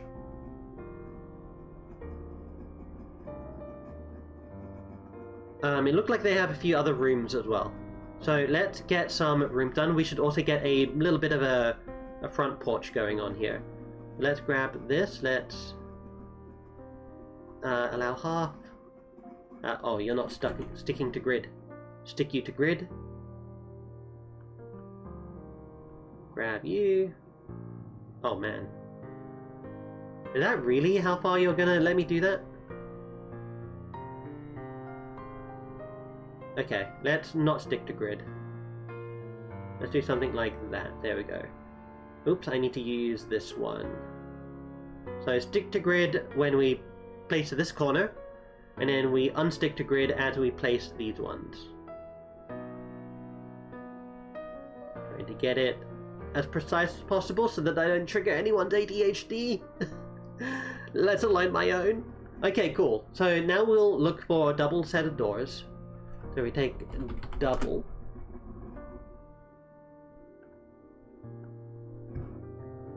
And let's see, we have... These doors are a bit too small. These doors look like they work. Let's do custom angle. Something like this. That doesn't quite work. How about this? Yeah, we can do something like that. Let's rotate it the other way around. Oh, okay, we can't rotate it that way. We need to go all the way around the circle again. There we go. Okay, and let's move these underneath the wall. Yep, excellent. Do we have pillar? Let me get a pillar. Oh yeah, we do. Nice. So let's increase the scale of this just a little bit. Let's do it by like 55. Let's shrink it down a teeny bit, like so. Move to the top. Yeah, that works, I think. We can do this just to make the transition look a little less jarring. There we go. I don't think the door necessarily fits all that well with the rest of, or the door asset fits that well with the rest of it, but that's okay. Let's see if we can find something to replace it with. And double. Alright, any other doors that work here? Oh, this one's actually closed, okay. Oh, interesting. That's barred. Oh, I see. Is it inside out? Yeah, it looked like that. Okay, I think I need to flip this. No, grab, do this, edit, flip. Right, and now let's move you back here. There we go. Cool, and let's get a nice little sort of like patio area. Or like just some stairs up. So let's find some stair.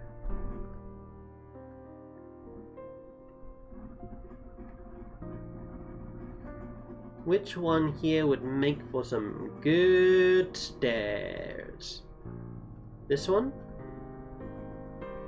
If we can put it about here, let's custom angle. Yeah, it's gonna have to be like that, right? Yeah, do that, move it to the bottom. Nice, okay, that works. So now we have steps that lead up to the door. Almost looks like the door is opening outwards, doesn't it?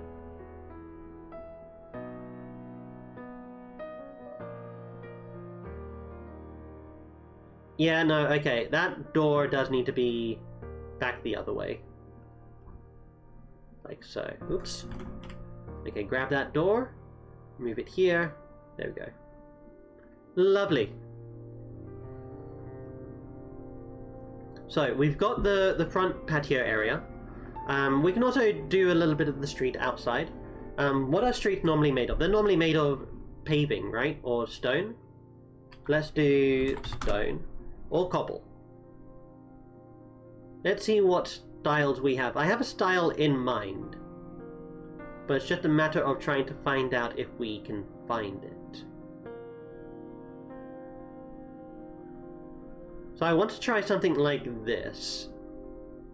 Let's do stick to grid. Oops. Remove. We need this option. Here we go. Like so. Doesn't need to go out too far. Yeah, something like that. Then we move that to the bottom. Let's up that by 2, up this by 2, or maybe even more. Yeah, something like that. Okay, great. We have... Yeah, let's just extend this out a little bit more. Like so. And then this one as well. Hey. Nice. Okay. They're not going to need too much of this map. If we go back to how our foundry looks, you can see that like a little bit of a gap like down here before it meets the smithy and Logan's Lodge.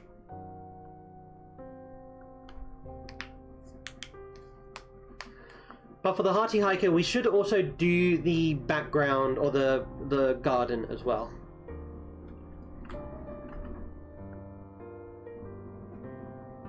But we don't have to do that right at this moment.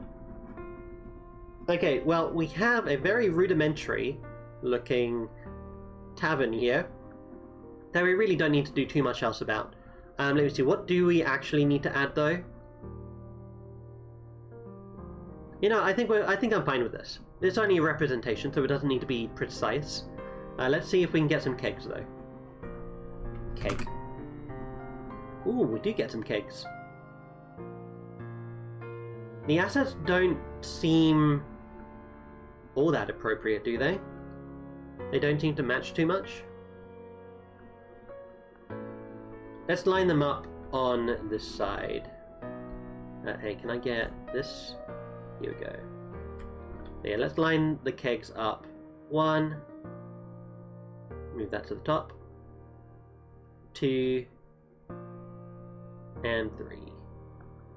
Nice. We now have the 3 kegs. Group them together and let's move them just a little bit down.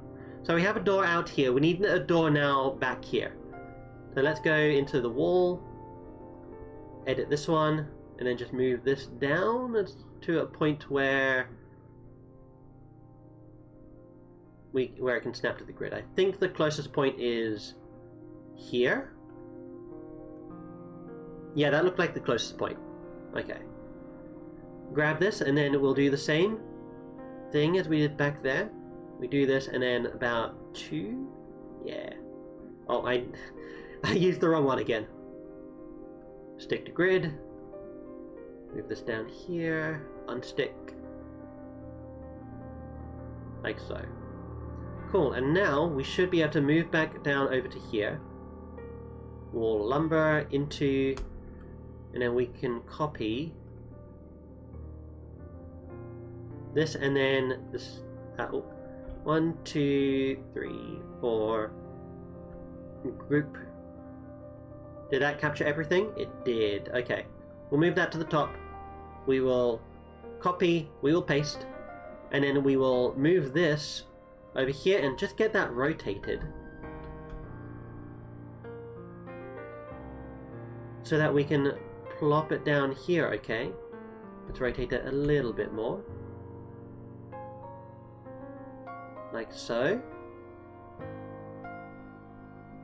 And there we go. We have it. So that is the entrance and the exit. The exit here should take you into the garden.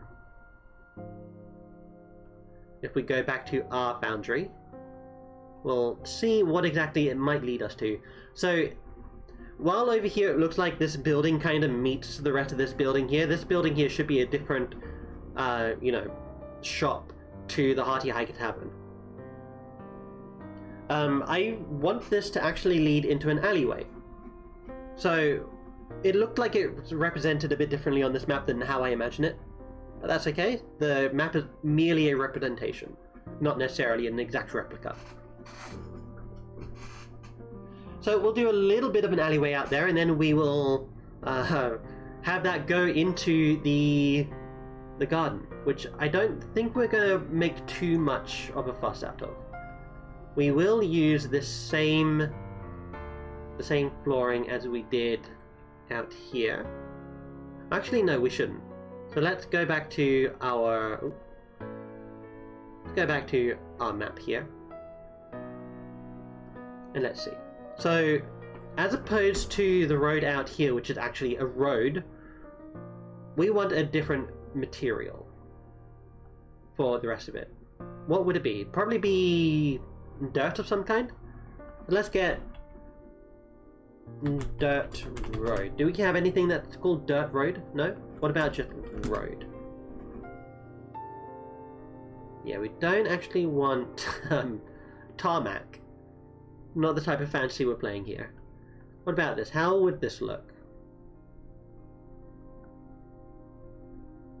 I think I like that. We can go with that.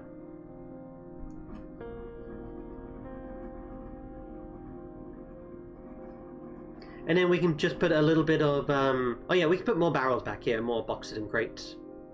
So here, let's put down some crates. There's one asset, I think yeah, these ones here. These are the ones I want. Let's get custom angle. Let's try and rotate that to a point where we can use it. About there or so. That works. And then let's rotate it again. Nice. Let's keep doing that. Let's actually use some more assets. This one here looks like it can only be used one way. Oh, maybe not. And then let's just put some more down here. Do we have... Yeah, we can use something like this. Just putting a random assortment of crates down here. Lovely. I like that.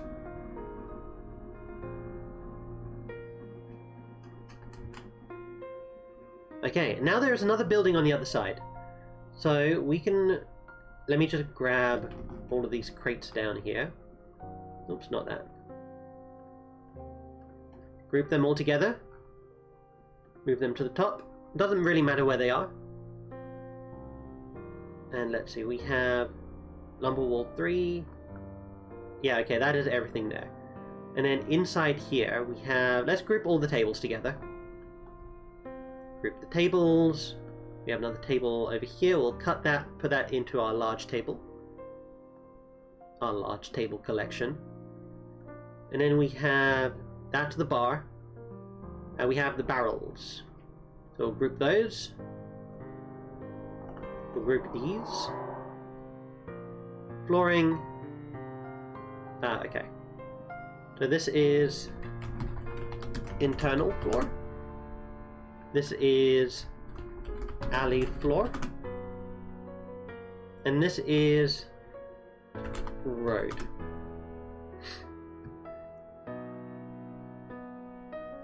Alright, how did the wraparound of this area look? Hey, there we go. Okay, so looking back here at Foundry. So we have a road here. The road goes around the long side of the tavern, and then it becomes basically a not road. Well, it's kind of a stoned over, but it's not the main road. So let us return back to here. So that would look like... I mean, that'd basically just look like this, honestly. So we do that, we move this to the bottom, like that. Let's edit that again, make sure it's stuck to grid. There we go, just grab that, then grab this. There we go. Okay, great. I think I want to make this a little bit wider. There we go. Because now we can put buildings on this side. How did that look? Yeah, there are some buildings on that side, as you can see there. So we have that... We have this over here. These two buildings here. And then that'll go into this way, and we will be good. So let's transition back. Okay. Do this. Let's grab roof. I believe there are assets here that look like buildings from top that are labeled roof. Just give it a second here as it loads on in. Yeah, we probably can't use this one. It doesn't match the architectural style of the area as much as it pains me to admit. Okay, none of those work. Let's go house. This might take a moment to load. I remember there are some assets that take a while to load with this. Ooh. Yeah, something like these.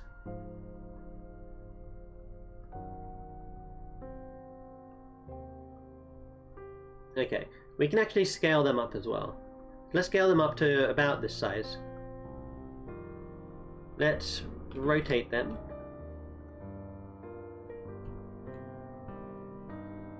Something like... Yeah, something like this should be good. Move it to the top. We can also move that a little bit back. Like so. Alright.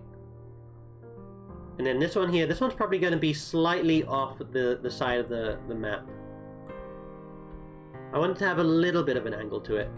So let's get that and then do something like that. There we go. move it to about there. Alright, and now we need one more. That's something like...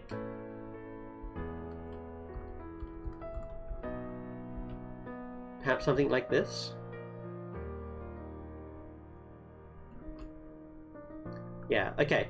So, this will give us a path out this way that we can use. I think I want to expand this up a little bit. There we go. And then once we cut this off based on the map that we're using, then we'll see how it looks. I do want another building like literally attached to this though. If we grab this, we can rotate this like so.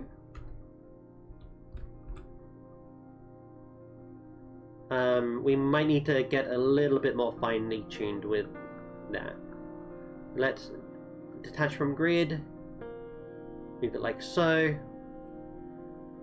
And can we do this that it is very, very slight? Yeah, we can. Like that?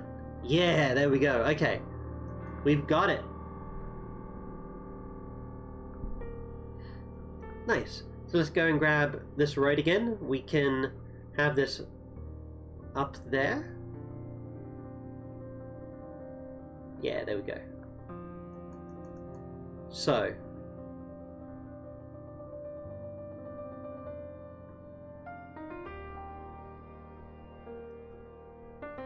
Let's extend this a little bit further.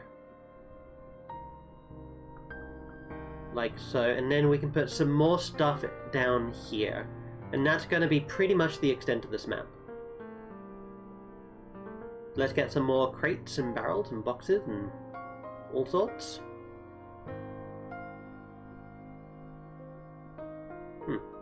Those aren't the correct assets that I'm looking for.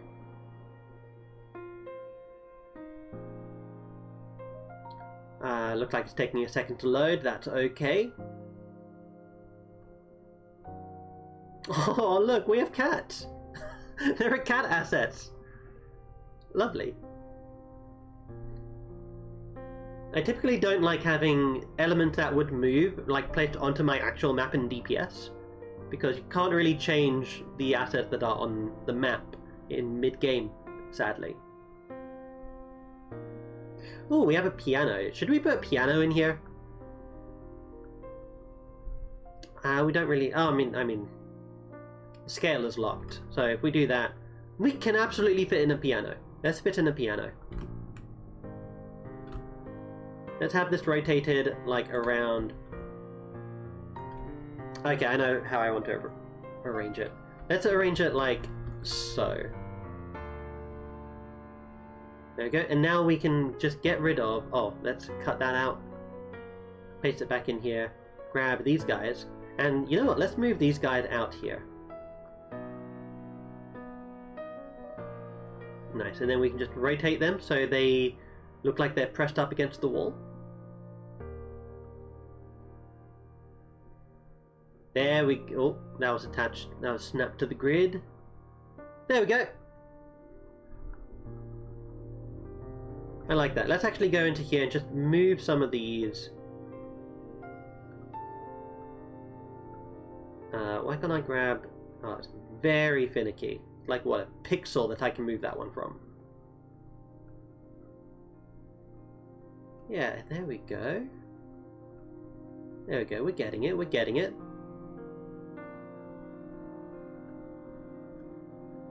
Okay, fantastic. So that's basically going to be our tavern. We've got a little bit of the surrounding area, which is good.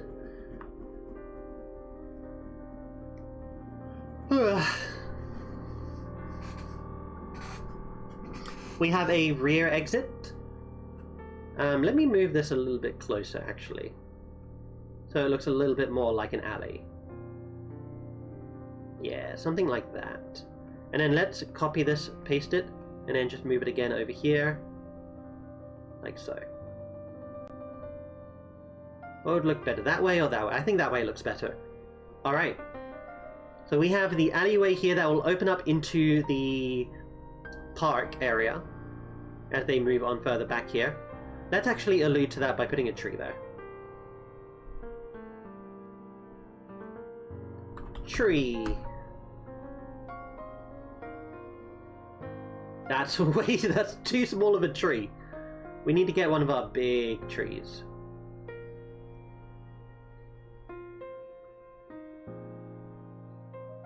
Alright, come on DPS.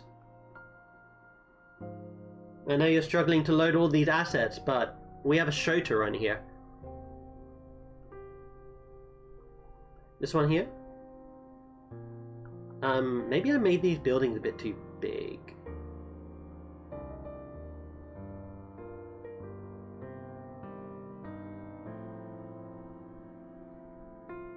Yeah, let's do something. Yeah, let's just put this one over here. Nice. Okay, and how would that look? If we have a token here. Yeah, I think that looks good. Thinking about it, token is one of these, like, one of these squares. I think that's okay. Now we need to figure out exactly what we're going to trim and what we're going to keep. So I'm going to move my head closer here so I can focus a bit, or see it a bit better. I'm going to want something like this.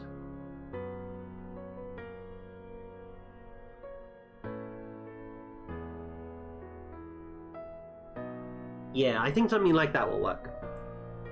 So let us not show coordinates. And yeah, we'll show grid on thingy. Now we need 100 pixels per square. That's just the way that I usually use Foundry. And what is this? This is 19 by 19. That is perfect. Let's create that as a JPEG. And once it is finished rasterizing, we can actually bring it into our Foundry game. But yeah, we have one of 3 maps created, and it didn't take too long. Not too long at all.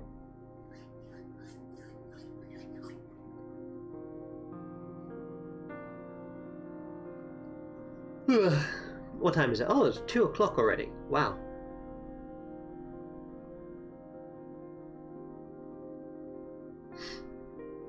So, while the initial confrontation is going to take place at the garden, there will be no way that the party would realistically be able to hurt the Zion at this point, because once they're attacked, they're just gonna, like, disperse themselves and retreat, and they're gonna go to these locations.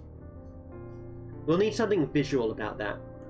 So let's get Hearty Hiker Tavern. Okay, so that is the Hearty Hiker Tavern. Let's go to our Foundry. And let's try and get this in. So let me expand this over here on the side. Go to Scenes. Then we want Cinderia. And now we want a new scene. Hearty Hiker Taverna. Alright. Background image. Let's go into maps, not macros. We go into maps. We go into DnD, and then we do choose file. Hopefully this doesn't show up on stream. Nice, it doesn't. And then we find the map that we just made, the Hearty Hiker. There we go. It has been saved. Nice. So we will select that. We'll go over to grid. Now this is going to be 1900 by 1900. We're going to want no padding. And everything else looks okay. So we'll save that. Yeah, that's fine. Now if we go over here, we should have the map that we just made. Oh, look at that! Look at that! Oh, there's just so much pride about it. Maybe I want to give it a bit more room on the right-hand side. No, I think this is okay. This is fine. There's so much pride in having something that you've done actually show up in Foundry. It is so good.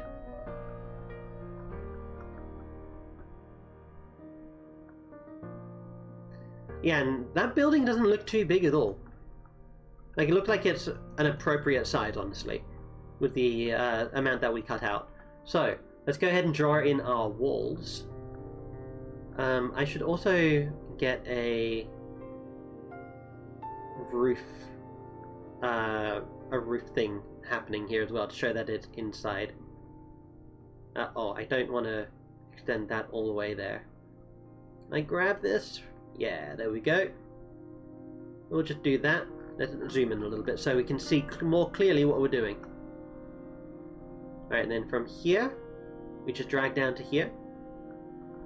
And then from up here, this is going to be a long one. From up here, we'll just drag it down to meet at this intersection here if we can. I right-clicked. Right-clicked and deleted my wall. Okay. Then we'll just zoom on in, and we'll make sure that these guys are connected here. Boop. I said, make sure that these guys are connected here. There we go. Second time's the charm. Grab this, move it up here. And then grab this one, move it down here. Lovely. I do want to move this so that it's actually on this grid line. Nice. Nice, nice, nice. Now we need to get some doors. Just, there we go. And then one more door on this side. There we go. Nice. Now, in order to create a roof tile, a roof that fits this thing, we're going to head back to our map here. And then we're just going to find a nice roof tile, or roof texture. And there are some nice roof textures here. Preferably I want to do something that is about the same color as the buildings in the area. So perhaps something like this. Grab this, allow half and stick to grid. Here we go. We just cover this area. We can even do something like that. Move it to the top. And then we can turn the opacity down on it. So what this is going to do is it's going to give a texture over it. Although I think this is a bit too fine of a texture. Let's find something a bit more visible. That looks invisible actually. Here, let's do... yeah, something like that. Let's edit the shape of this thing and let's give it a new point. I want this point to be over this area here, and we'll do the same thing back here. Duplicate point. Oh, I can feel the game slowing down a little bit.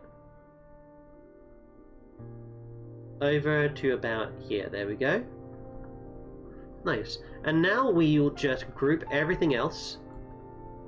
We'll turn everything else off. Now we have this shape. We will do export to PNG. We will grab this shape, as much of it as we can. There we go. This is 1700 by 1500. We will have it be a transparent background. We will not show grid, and we will create PNG. So this is 17 by 15. There you go, Hearty Hiker Taverna roof. Now we'll go back to our foundry. We'll grab this tool here and just plop one of these down. Yeah, go into towns, choose file. Oh no, not towns. We need to go back into just regular maps. Choose file, grab our Taverna roof here. So 17 by 15. So let's do 1700 by 1500. Okay. And now we can literally just slot this on top here. Like so. Actually, can we change... oh, we can change the tile opacity. Okay, so this is even better. So let me just delete that. I need to go into my files again. So we go into here, and I want to actually delete the file we just made in DPS. We'll go back over here, and this roof here will actually make it completely visible.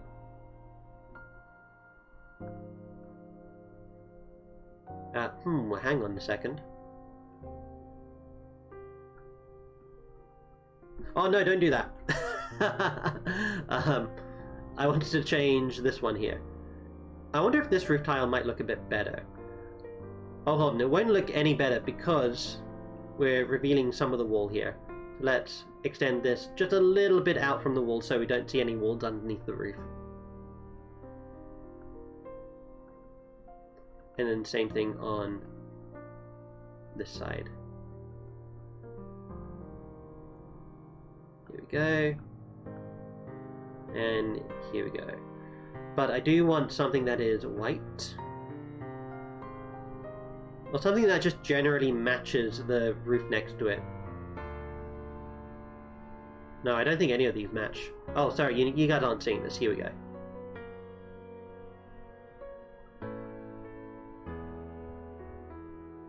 What about this one? How does this one look? I think that one looks the most suitable. It is going to be transparent, so they're not really going to see it in all too much great detail. Let's see how it would look, though. Oh yeah, that looks good. Okay. Let's export to PNG. Everything should be relatively the same dimensions. Maybe not.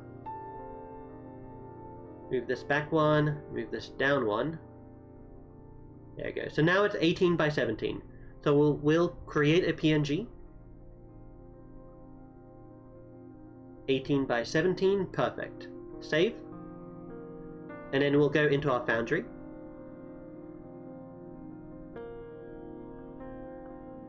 And repeat the process. So this is 1800 by 1700. We'll do this. We will grab... Wait.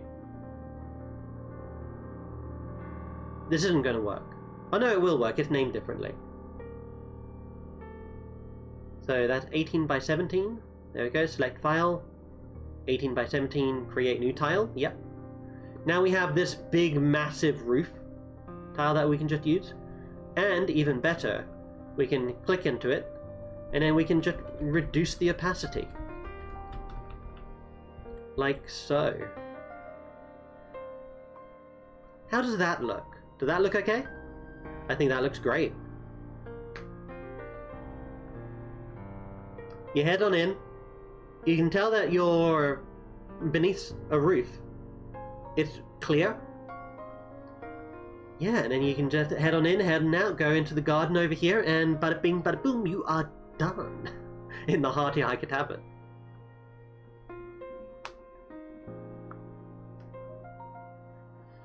Okay. I believe I am going to actually end the stream here. This has been a little bit tiring.